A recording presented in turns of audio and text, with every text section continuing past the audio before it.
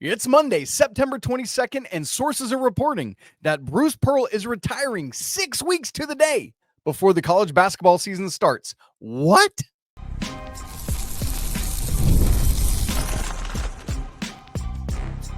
You are Locked On College Basketball, part of the Locked On Podcast Network. Your team every day. Hey there, what's up? Happy Monday. Welcome into this live edition of the Locked On College Basketball Podcast, the only daily national college hoop show out there. I'm your host, Isaac Schade. Emergency edition of the show because Bruce Pearl is going to be retiring as the head coach of Auburn University.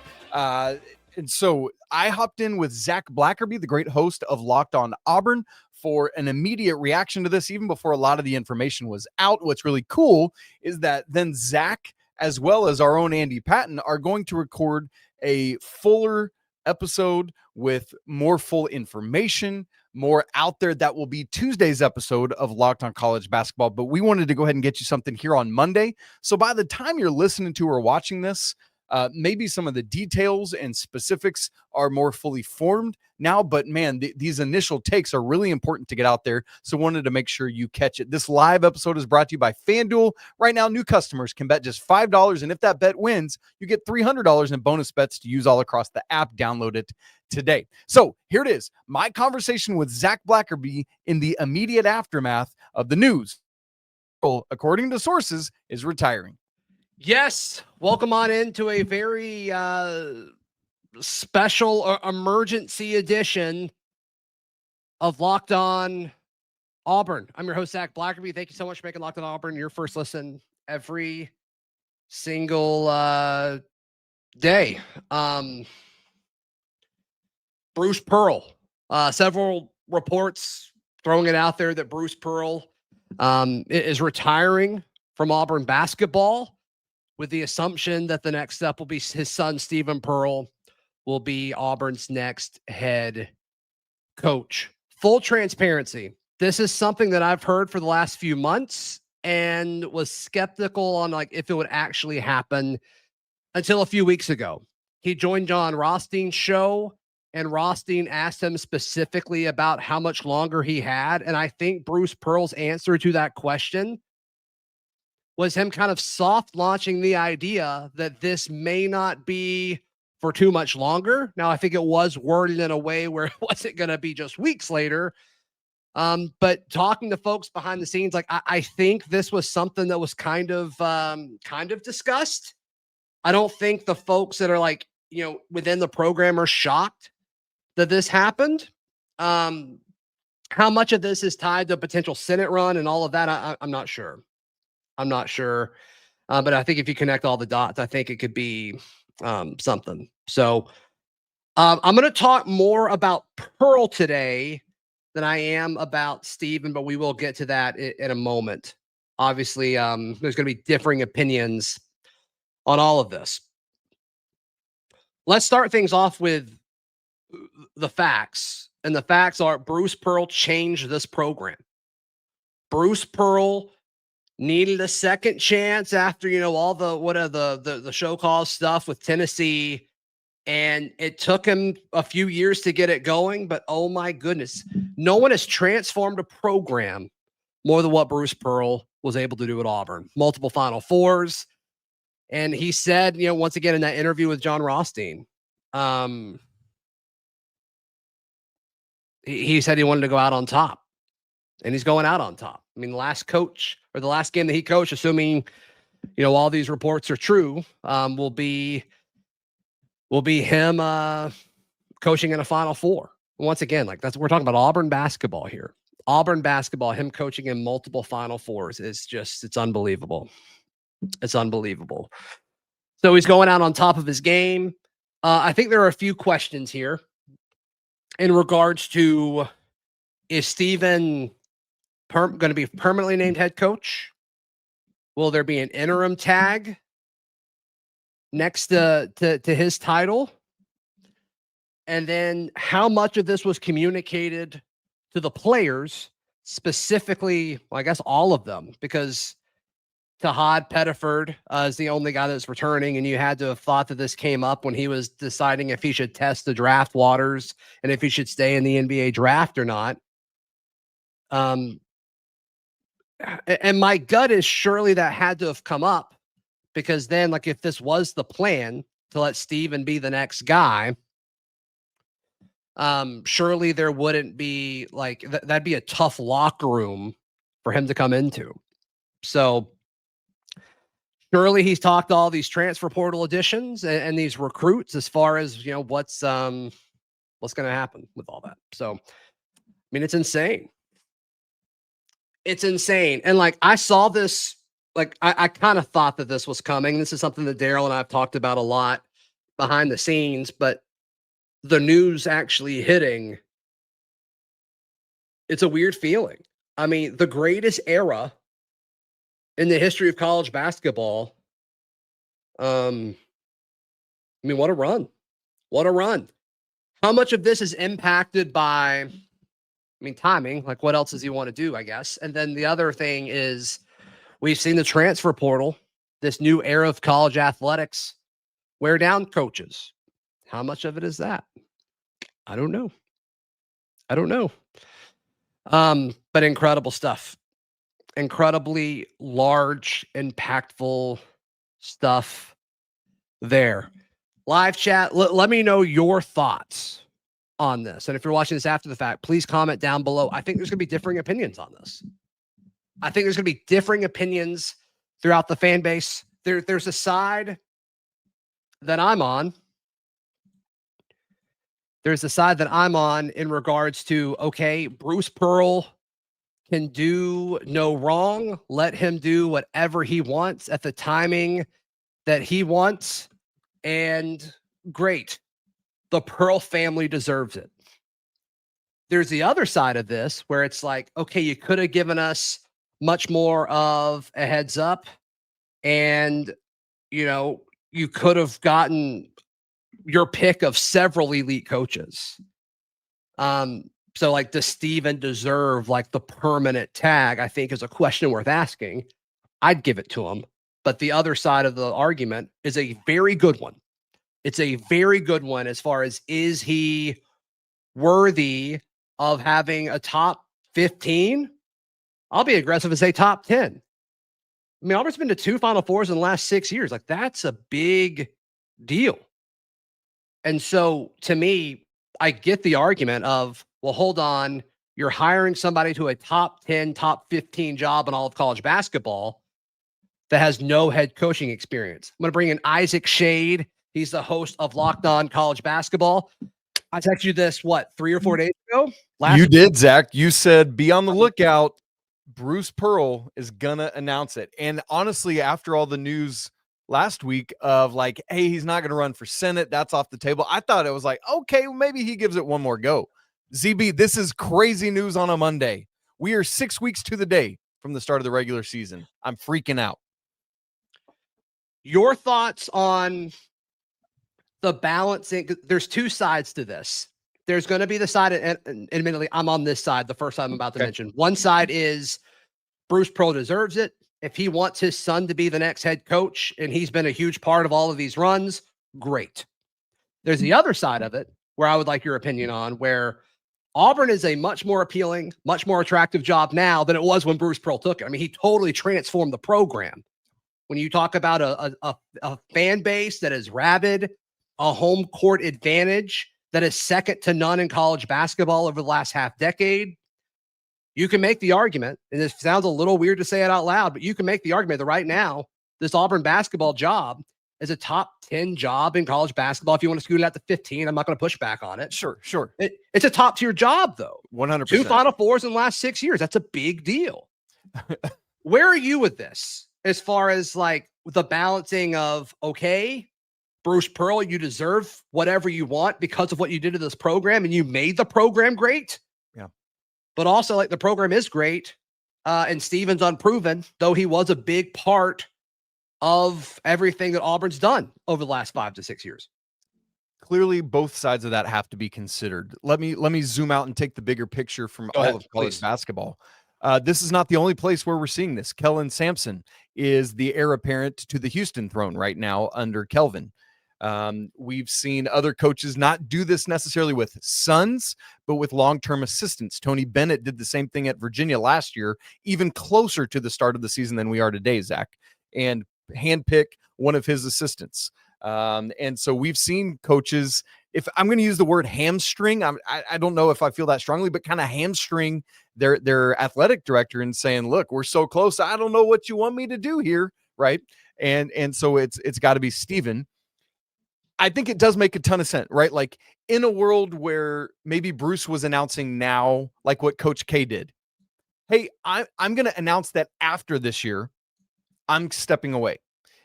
In the meantime, we have had conversations behind the scenes in the athletics department, and Steven is going to be coach and waiting alongside me all season, and then we'll take over next spring.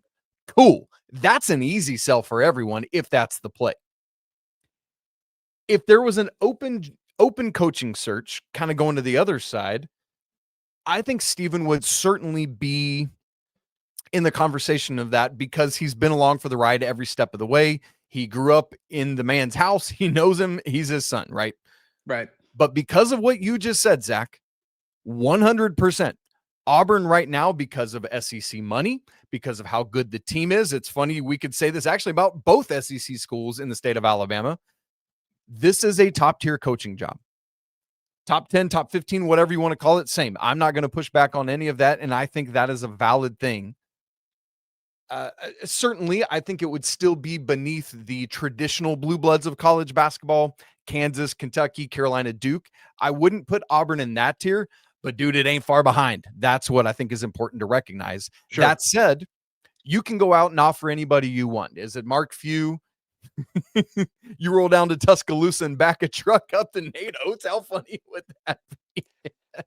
I don't think Auburn fans would like that. No, I don't think anybody would like that very much. But what I'm saying is you can. Auburn can, and it's not a crazy thing to think. Now, here's what's interesting about that, Zach. Okay. We've seen a coaching transition recently at Villanova, owners of two of the most recent national championships, at Duke, at North Carolina, and other high at Syracuse. Good grief.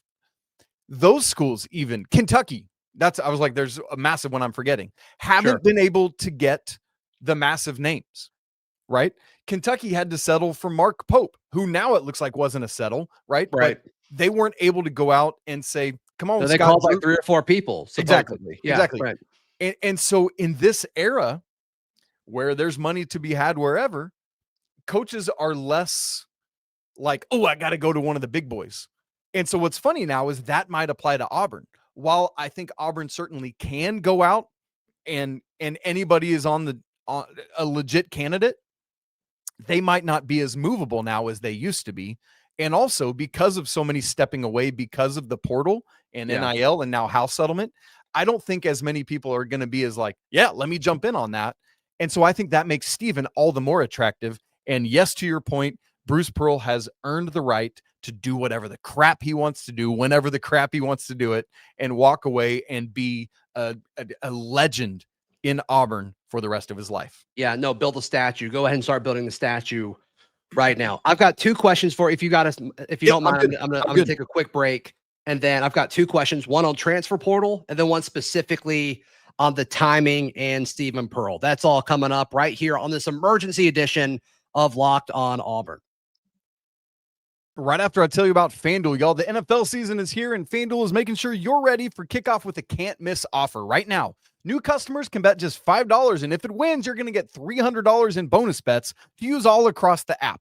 One of the great things about FanDuel is that it fits however you like to play. Player props, building a same-game parlay, even jumping in live as the action unfolds. It makes every game more exciting, so whether you're watching your team or just keeping an eye on your fantasy lineup, it's a great way. It's quick, it's easy, and the best way to add a little more spice and energy to your Sundays. How about Auburn's national championship odds at FanDuel? Right now, as I look at it, it's plus 4,000. I wonder if that's going to update. I believe that's where it was before the Bruce Pearl news. I wonder if it will stay there. We'll keep our eyes on that. Man, so are you ready to play? Download the FanDuel app now by visiting FanDuel.com to get started. Once again, go check it all out at FanDuel.com. Isaac Schade, host of Locked On College Basketball, joining me, just dropped everything to come hang out. It's that big of a story. This is a big deal. And this is Auburn basketball that we're talking about. Let me ask a logistics question that you may or may not know the answer to. Yeah. This is all just kind of happening suddenly. Sure. Does the portal open now for Auburn players, but could they leave due to the nature of like being students and the semester has already started? Like, I know it's open, right? But could they transfer and still play somewhere else this year? It's a great question, Zach. Yes, as you said, definitely there is a 30-day window triggered anytime this happens, in season, out of season, whenever. That's a reality. The truth is, in terms of leaving Auburn, obviously you can do that whenever you want to. You can withdraw from any school at any time in your life. The question is going to be other schools, and it's case-by-case basis based on, I know some of like the Northeast schools don't start school till like September or whatever it is, right? And so it's honestly, the weird thing is it's going to come down to the admissions departments at various schools. Yeah. There could be a situation where maybe you go ahead and enter the transfer portal and you can't technically enroll at Iowa State right now, but you could in the spring, and then you could play all the Big 12 play or something. Oh, interesting. You know what I mean? Got it. So that is a potential. And we see that in college basketball actually pretty regularly where, it's different, obviously, in college football where your season's done aside from a bowl game in the fall semester. We see this decently regularly in basketball where maybe a player was academically ineligible in the fall, but can still be a critical part of the team for the conference slate and the entire postseason. That seems to me like I need to wrap my brain around it a little more, but that's my gut reaction is, hey, we could have you for all, you need a guard and Tahad Pettiford wants out. Okay, here we go. We got our lead guy. Now, I don't think, obviously it's too soon to know if anybody's actually going to do it, right? I would feel like it's probably more of a circle the wagons moment, as you were saying before I came on. Surely because of the nature of this, they've been having behind the scenes no way they're caught off guard, right? Yes, 100%. And I would especially if the plan truly was to wait till we're close to the season so I can step away and then put Steven in a spot to be the guy. Yep. I mean, talk about putting him in a bad situation if the players weren't prepped for all of this. That would be malfeasance of coaching. Bruce Pearl is too smart and too savvy of not only a coach, but a man, too savvy in terms of navigating administration and the athletics department to have fumbled the ball in this way. If that was the case, right? And so I think my gut reaction, everyone was in on it. The whole team knew, everyone knows we're going to circle the wagons. We're going to rally around Steven, and that's going to be the play. Now, we've seen that go well. We've seen that Virginia has a brand new coach this year. That did not go well last year in Charlottesville. We saw Rodney Terry hop in midseason after Chris Beard was fired at Texas. And he, because of their performance that year, kind of forced the administration to hire him as the full-time coach. And then it went downhill pretty quick. And now he ain't there no more. And Sean Miller is. So this could go a multitude of ways, Zach, but he's been training for this his whole life under his dad. Whether, at all the various stops along the way, including another SEC school in Tennessee, the moment's not going to be too big for him, but we just got to see how he does with his dad's roster, which he's been part of building, obviously, as an assistant coach, and then how he could do beyond. So I'm very curious to see what the athletics department comes out and says about this. Yeah. So let's discuss what it looks like and what many people are assuming and kind of what I've heard over the last few weeks. Not reporting it. I'm just saying what it looks like. And it looks like Bruce Pearl wanted Steven to be named coach in waiting. It didn't happen. You wait till close to the season and then you choose to step away. And it may happen to align with timing wise with other stuff that he may want to do outside of coaching. That's what it looks like to me. Do you think that's likely? And then do you think that that's an okay thing that Bruce Pearl might be doing if that's the case? Because, I mean, Auburn basketball is where it is right now because of Bruce Pearl. Yeah. It's a loaded question. It is. And so let me clarify and be more specific. Are you saying if Bruce Pearl is stepping away, excuse me, I'm so sorry. No, you're fine. If Bruce Pearl, I'm getting choked up, Zach. It's such an emotional Me too. moment. I'm trying to put on a brave face right now. Auburn was just the best team in the nation for much of this is crazy. Okay. It is crazy. If Bruce Pearl is stepping away to pursue like political pursuits, is this the right way to do it? Is that more specifically what you're saying? Like the timing of it? Yeah. Yes. Okay. In an ideal world, no, it's not the ideal way to do it. I think like this time last year when Tony Bennett did this to Virginia, I said that because with Tony Bennett, and this is the difference though, Zach, with Tony Bennett, it was like he went away for the weekend. Him and his wife had conversations and he came back and he was like, I'm done. That's not this, right? We've known about this. There's been speculation about it. And so from that regard, it's not as, whoa, but still in terms of timing, it's not to me the appropriate way to do it. Even if your entire administration, your entire athletic department, your whole coaching staff and all your players knew about it, even still, it's just not the best look. And I know that's just optics, but still, like going one more season or having done it back in April. And I guess where I would push back on myself a little bit is, yeah, but if you didn't know until now, what do you want the man to do? You know, miserably lead for another season while he's wishing he was out? What's better, 70% of Bruce Pearl or 100% of Stephen Pearl? Maybe that's a question to ask. I mean, we don't know. Yeah. Stephen Pearl's never been a head coach before. Exactly. Right after I tell you about Square, you need to know that your favorite neighborhood spots run on Square. There are certain businesses that just truly make the neighborhood feel like home. So whether that's the local sports bar that's just packed on game day, whether it's the coffee shop where you walk in and they immediately know both your name and your drink order before you have to say a word, or maybe it's that corner deli that's been serving your community for decades, man, these are the places that bring people truly together. And when neighborhood businesses thrive, the whole neighborhood thrives. Here's what supporting a community looks like. It's not just about spending money there to support the business. It also supports the people behind the business and the community around it. Those type of local spots are what make every neighborhood feel like home, and so many of them run on Square, who is a proud partner, by the way, of more than 4 million neighborhood businesses all around the world. You can go to square.com/go/locked on college to learn more. But before you do, go support your favorite neighborhood spot. You're going to be happy you did. Square, see you in the neighborhood.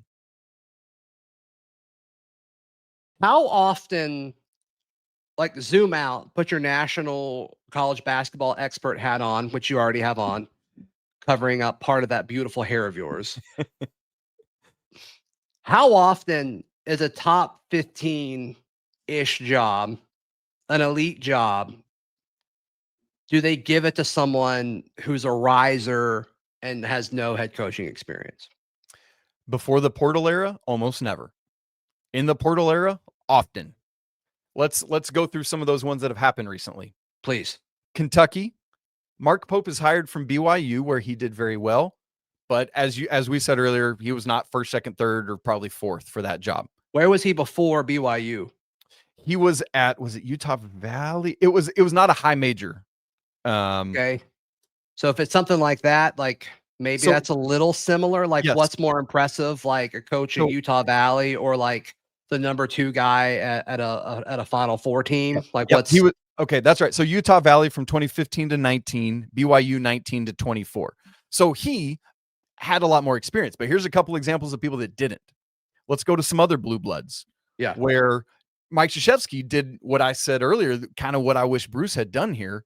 Is he came out and said, next season's going to be my last. Yeah.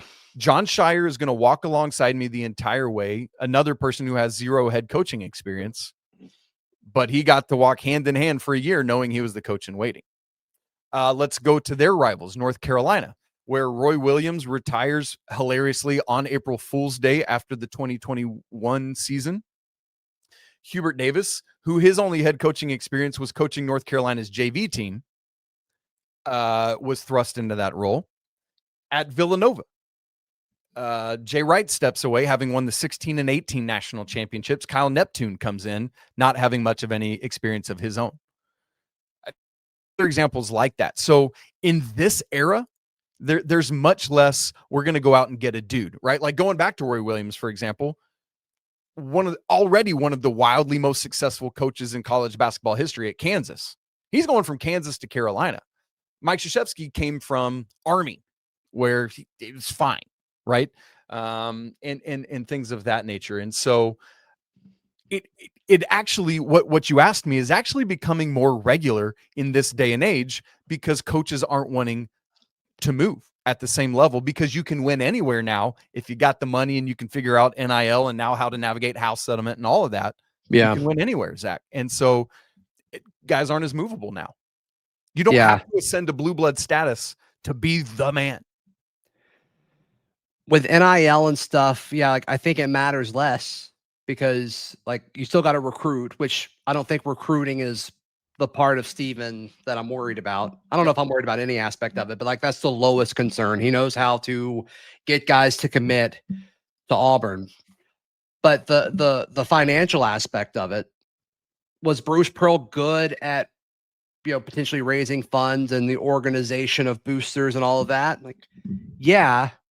But you're telling me Steven wasn't involved with that? Yeah. You're telling me Steven doesn't talk to those folks as far as, influencing name, image, and likeness and all of that? Like, I think they're probably fine in that regard.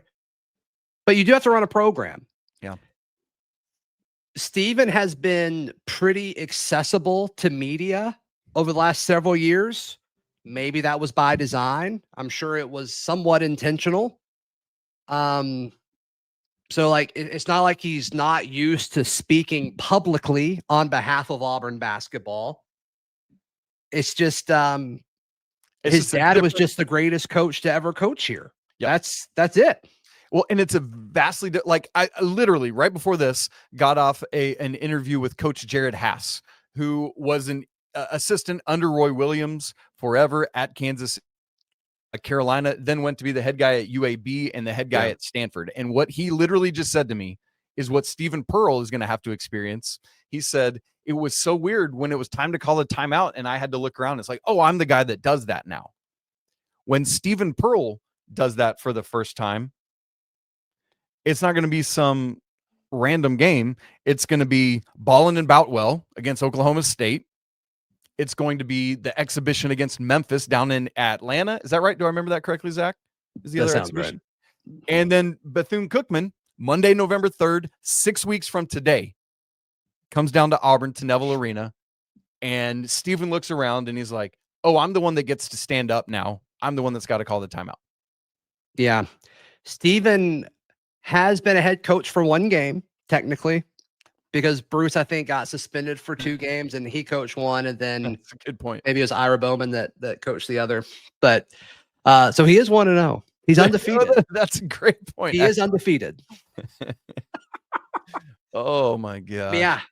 Yeah. So I'm curious to see what happens with this portal situation. Yep. That's my largest concern right and now. They need to be already having a team meeting to recircle the wagons if that hasn't already happened. Surely, if it hasn't happened, I think that's a problem. Right? 100%. Yeah. One last question for you. Thank you for hopping on. Everybody give Isaac some love. Go subscribe to Locked On College Basketball on YouTube and audio. As far as like Auburn's roster, do you think it's built for a first year head coach? Everyone's new. So it's not like they're like used to being coached by Bruce. Schade is the only returner from a year ago. Yeah. And he's going to be asked to play a different role than he did exactly a year ago. He's not coming off the bench anymore. What I don't know what's your opinion on like the roster being ready for a first year head coach. What's funny is it would have been more ideal to do this last year from that standpoint. because you got guys with the experience. You've got Janai to lead the way. Todd doesn't have to be the guy yet. He just gets to be a bit part. That's easier for a first-year coach because the players can lead the way in a lot of ways. And so I would have rather seen that than a team that's going to need a coach a little bit more, if that makes sense, right? Sure. I'm not saying they can't do it. I'm just saying it's easier if the team can kind of, well, I'll say lead itself.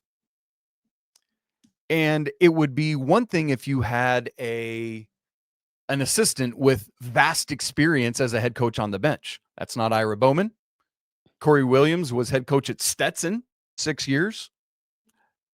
Similar to Steven, he had one game as Texas Tech's head coach. So I think you lean on him a little bit and say, all right, coach, help me here. Right. And I think that means Corey Williams has to humble himself a little bit and help lead the way. Yeah. If I'm Steven, I'm talking to my dad a lot. I'm talking to other coaches still in the game and say, just help me navigate this, right? What are the things I'm not thinking of or expecting? All of that, man. It's a whole world. And what do you think the right amount of Pearl's involvement is? Some of this might depend on what he's doing outside of basketball, if he's truly retiring or if he's pursuing other ventures. But I kind of always just envision Bruce Pearl always being around Auburn basketball, whether he's coaching or not. There are variables in this. Yep.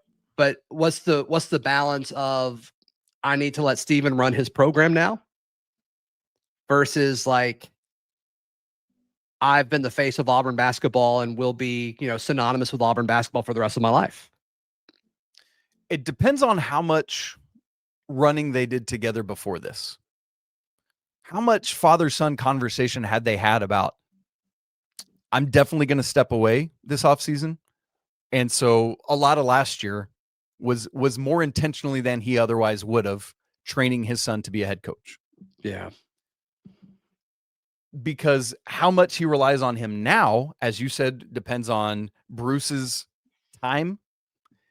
It depends on, did he make things awkward and untenable with the athletics department by what he did? And if so, he probably shouldn't be around too much.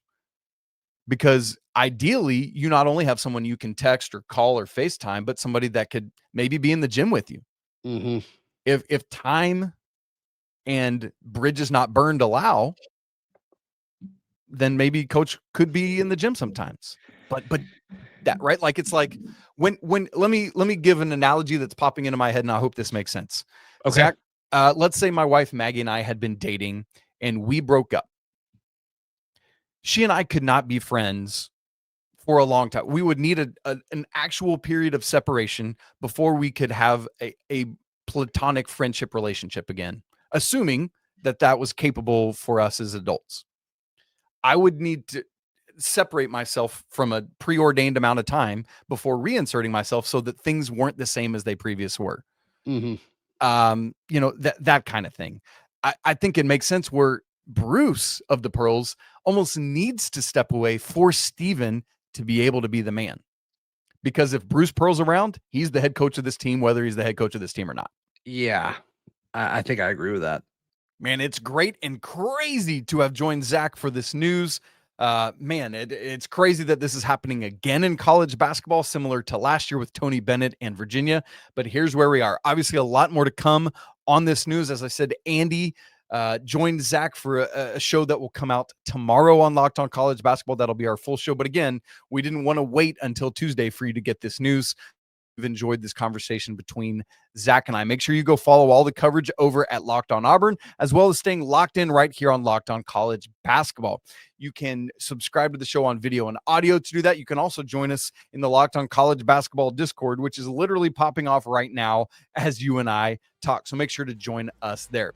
As always, apologies to the Lawyer family. Cheers to the Wild Popes. Shouts to Mick Bruins. And until tomorrow, peace.